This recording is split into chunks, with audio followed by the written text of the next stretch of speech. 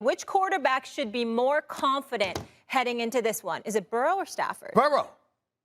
Burrow, easily. You know why? He's playing with house money. He just got into the league last year. He got injured his first year. His second year, he's in the Super Bowl. What he got to lose, Sam? What he got to lose, Ryan?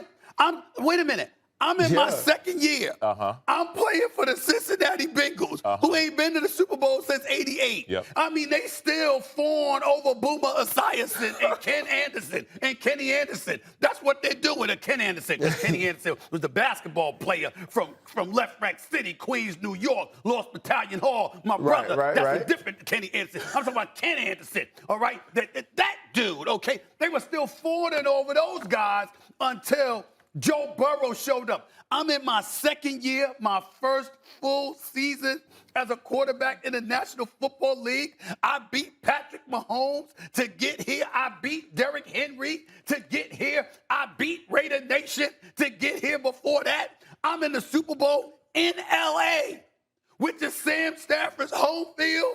I'm in La La for the Super Bowl. I'm playing with house money, and all the pressure's on Stafford. And this is the easiest assignment of my life.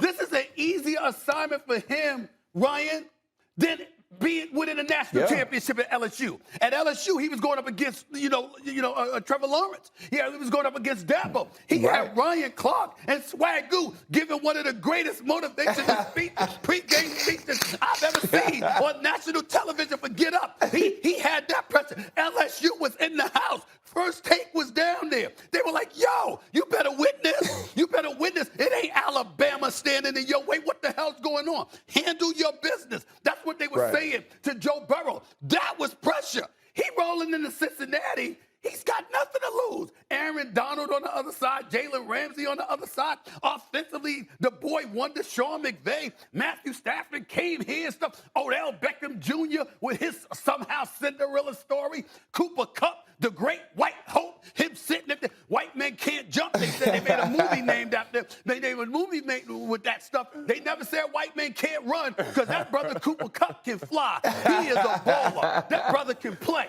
So I'm looking at it and I'm going like this. What's the problem? Joe Burrow has no pressure. He is chilling hard. All of this pressure is on Matthew Stafford. Good luck. Good luck. No, it's not even about the pressure though. It's about when you talk about confidence, Joe Burrow has to be ultimately confident. When you think about what he's been in playoff matchups in his life, right? We can go back to college. You have an opportunity, you're playing against Georgia in the SEC championship and you win. You get an opportunity to play against Oklahoma, you blow those guys out, and then obviously you win the national championship against Clemson. The same thing in these playoffs. This dude has the ultimate cool, right? He has an ability to never flinch when he's faced with adversity, and I think that's because of the way he is. I think that's because of the things that he's been through, because of his experiences. And now, if you're Joe Burrow and you're the Cincinnati Bengals, you're right, Stephen A. You're playing with house money. But it's not just the house money that you're playing with. It's the fact that you feel like you can make that money work for you. Joe Burrow has come up huge and come up clutch in every chance that he's had to on the national stage. And I think he feels that he is meant for these moments. And so Matthew Stafford is dealing with the pressure of coming from Detroit, being traded for, having to be an upgrade over Jared Goff. The Cincinnati Bengals haven't won in decades. The Cincinnati Bengals haven't been to the Super Bowl since the 80s. Joe Burrow was drafted #1 overall. Joe Burrow is from Ohio. That was pressure. And in the face of that pressure, he has not missed a beat. He's been a leader even during 2020 when he had to step up and make sure he stood in front of the team and said he stood against social injustice. He's shown us at every opportunity that he is mature beyond his years. And I think he'll show that to us again on the field next Sunday. Yeah, RC, I hear what you're saying.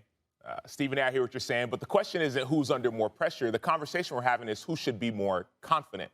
And if you ask me who should be more confident, Matthew Stafford should absolutely be more confident because of all those weapons and all those pieces, Stephen A., that you pointed out beforehand. Cooper Kupp, right? Triple Crown winner. White man might not can jump, but white man can run and set records. That's Cooper Kupp. I'm confident in Cooper Kupp. Odell Beckham Jr., the last 4 games, in each of those last 4 games he's played, he's had more catches consistently and more receiving yards consistently, culminated last week with over 100 receiving yards, as did Cooper Kupp. I'm confident in that. I'm confident in my defense, in Aaron Donald and Jalen Ramsey, two of the best at their position. I'm confident in Von Miller, who's coming on as well. I'm confident in Leonard Floyd. I'm confident in all the pieces around me. And so pressure, it's a completely different conversation. Of course, Joe Cool, no pressure, second year, first-round pick, been playing lights out, beat, as he said, the second-best team in the AFC twice in January. He should not feel any pressure. And I like how he said that, too. Second best. I said, okay, you said the second best. Who's the best? That means he knows he's the best, right? But the question is about confidence.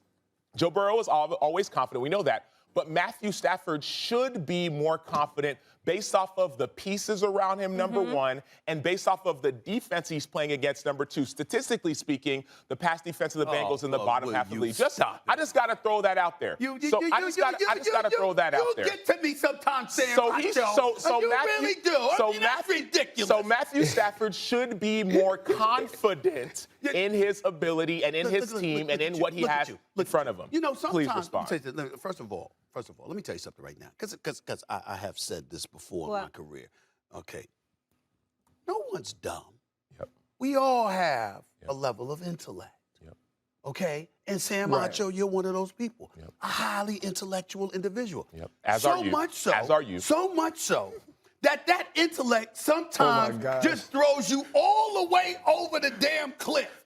It doesn't make a bit of sense because Sam Acho, he should be more confident because of the weapons around him and the teams we're just gonna ignore the pressure that Matthew Stafford has been subjected to. We're gonna ignore the fact that he went through a 7-week stretch where he was throwing interceptions, including pick sixes. We just gonna ignore the fact that, you know what, even though he's had game-winning drives throughout his career, there were so many moments because of the pressure in people's eyes where he came up small. Thanks for watching ESPN on YouTube. For live streaming, sports, and premium content, subscribe to ESPN+.